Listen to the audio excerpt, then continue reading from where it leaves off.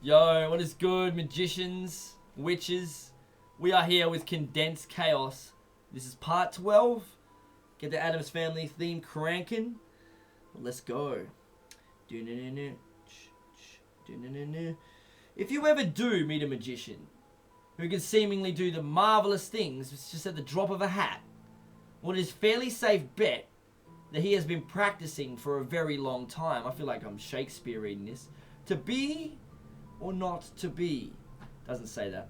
Magic is the quest for power, the ability to achieve intended effect.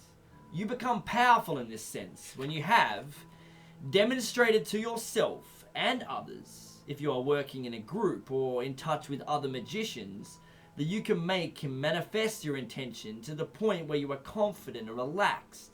That magic is not so much something that you do, but an expression of being. The understanding of the limits and constraints which channel your power is the difference between the effective magician and the megalomaniac.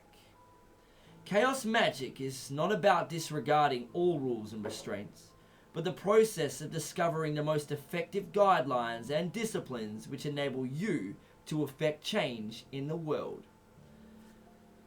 Magical reality, the Twilight Zone.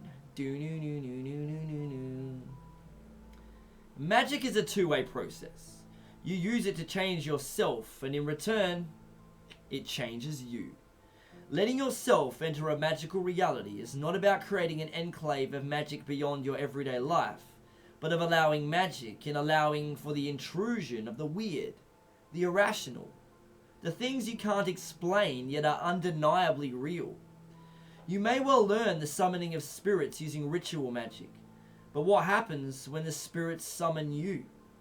Encounters with strange lights, half-glimpsed figures, rushing presences, and flickering lights. These are very much associated with the wilderness. They come with the territory. But what do you do when magic comes a-calling around into your house? There is no script or teaching on this subject. You learn by live experience and listening to your fellows. This is truly the intrusion of the Twilight Zone.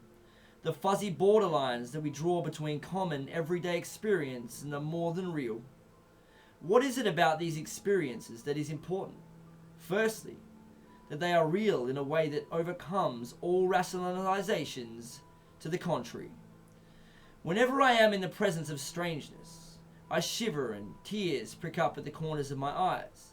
I know and value this response, as it allows me to sort out the difference between real strangeness and an overactive imagination. Secondly, they are often shared by others. A magician deals with gods, demons, spirits, elementals, and what have you. It is easy, therefore, to slip into a mental attitude of thinking that all these diverse entities are only at your beck and call, and have no existence or will beyond yours.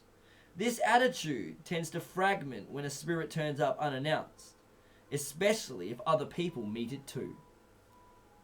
A common feature of such experiences is that we tend to behave normally within them. It is only afterwards that we realize and say, what the fuck?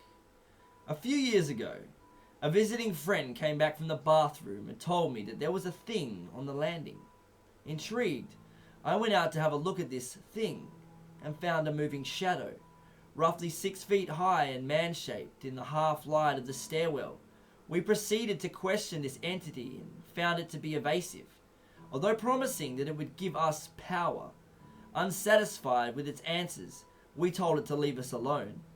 It was only afterwards that the uncanniness of the whole experience hit us.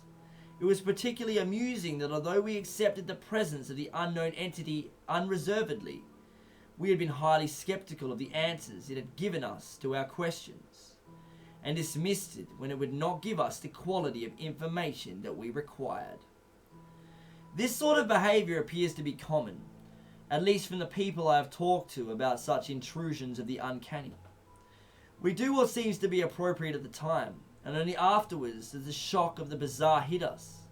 And it may be a shock indeed when people ask me, is magic dangerous? I remember an experience of a friend some years ago. She was just getting to grips with goddess consciousness, having come through feminist politicization, but still dealing with the Catholic guilt.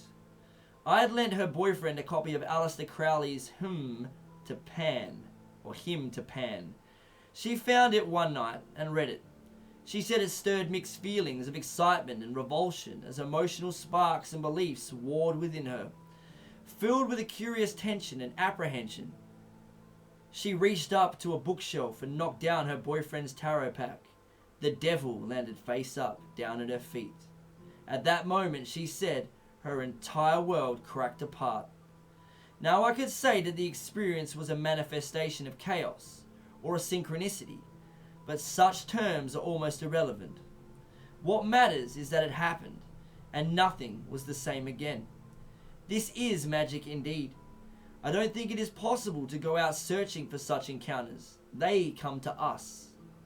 Hence the term Twilight Zone. The UFO naughts never appear to the believer, but to the ordinary person next door. But there do seem to be some shades of awareness and perception that help, while others hinder. Alright, we're going to stop it there, and we will be back with more Condensed Chaos tomorrow. Have a good night.